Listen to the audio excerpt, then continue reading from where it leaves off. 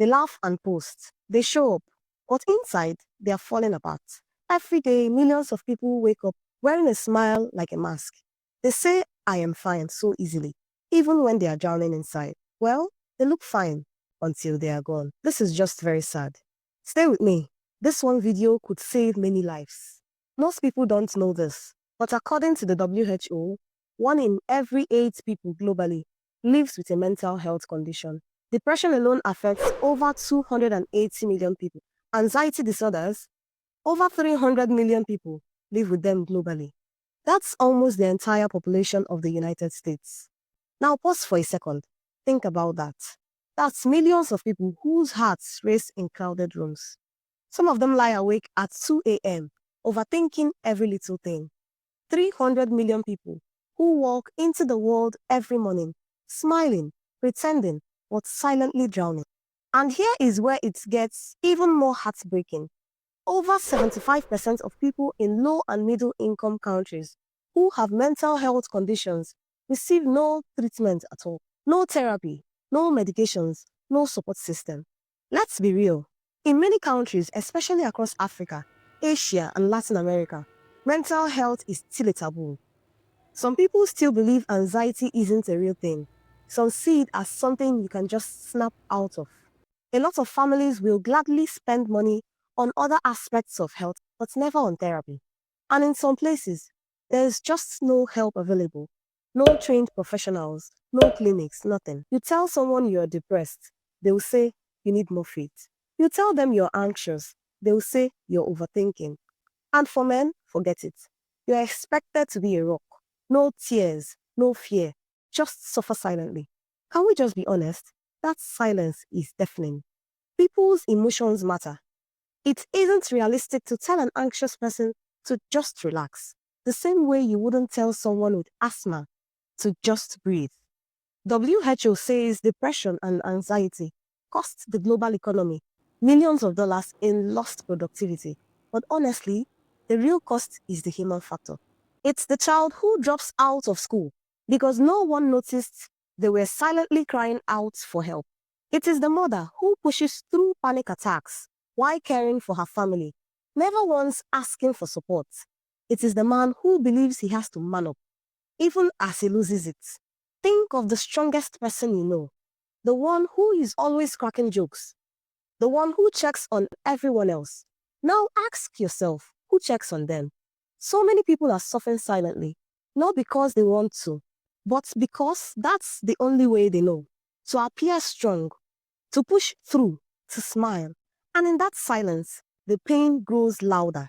But here is what we know. Mental health conditions are treatable. People do recover. And when they do, everyone is happy. Let's normalize healing. Let's make sure that no one, no matter where they are born, has to suffer in silence. According to early childhood experts, a greater percentage of a child's brain develops before age 5. What they see, hear, and feel in those early years shapes how they handle stress, relationships, and self-worth. If a child grows up in violence, neglect, constant criticism, that stress wires their brain differently. And when they become adults, it doesn't magically go away. It shows up as anxiety, anger, low self-esteem, or numbness.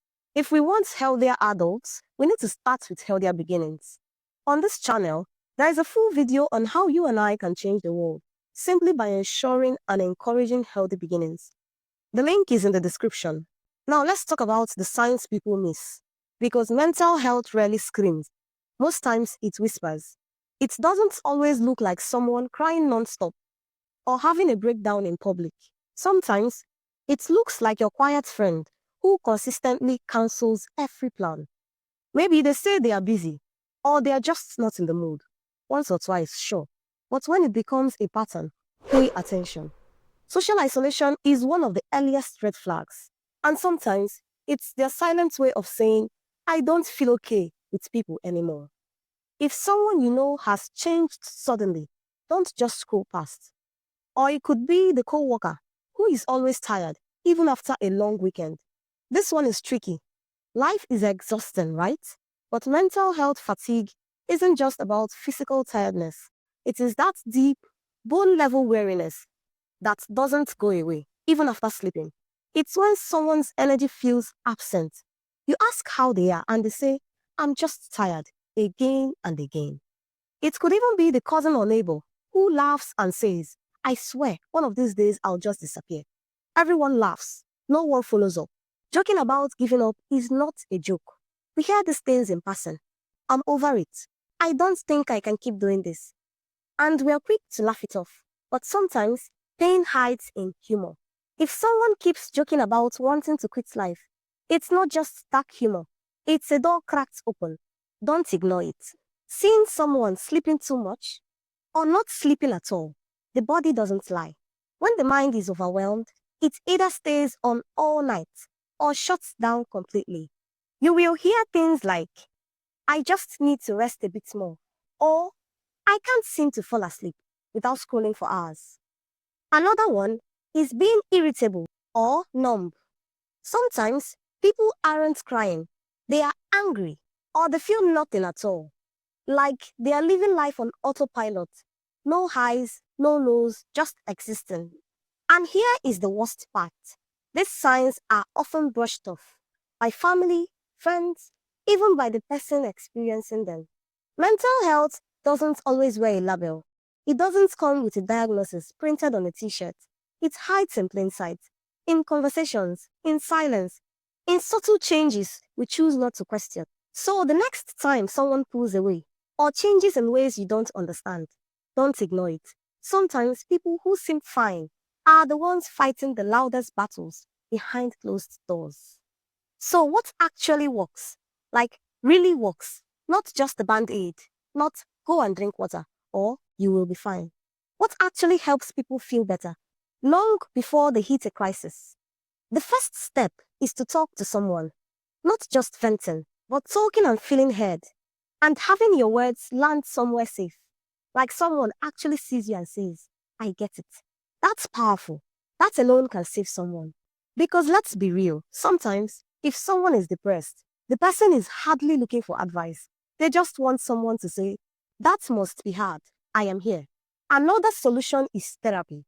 Even in cultures and places where people pretend about mental health conditions. Even when people say, you're going to tell a stranger your problems, what for? Therapy isn't about being crazy. It's about being human. It's learning to unpack stuff that has been sitting in the basement of your mind for years. And while not everyone can access formal therapy, especially in low-resource settings, talking to a trained community health worker, a peer support group, or even an elder who listens with empathy can go a long way. Be part of safe environments and receive support from them. When homes, schools, and workplaces become places where people can be honest about how they feel, everything changes. We start catching signs early. We start showing grace. We make it okay to say, I am struggling. I need a moment. I don't feel like myself. Support doesn't mean fixing. It means showing up early before things spiral. It means asking, how are you really? And staying long enough to hear the answer. Now, let's be clear. Mental health doesn't discriminate between genders. Women are more likely to be diagnosed with depression, often because they seek help. Men, they often suppress it. And that's why suicide rates are higher among men in many parts of the world. Boys are told not to cry, to man up. This really has to stop. Let's raise boys who feel safe to talk. Let's raise girls who believe their emotions are valid. Let's build a world where no one's pain is dismissed. Have you ever felt low but kept smiling anyway? Ever needed help but didn't know who to ask? Ever been afraid to say, I am not okay? Drop a comment with just one word, seen, because you are. Let's try to be kind every time. We don't know who is barely holding on. That simple text, hey, how are you really, can change everything. Share this video. The more we talk, the more we heal. And if you're struggling, please talk to someone. Your pain is real. Your life matters.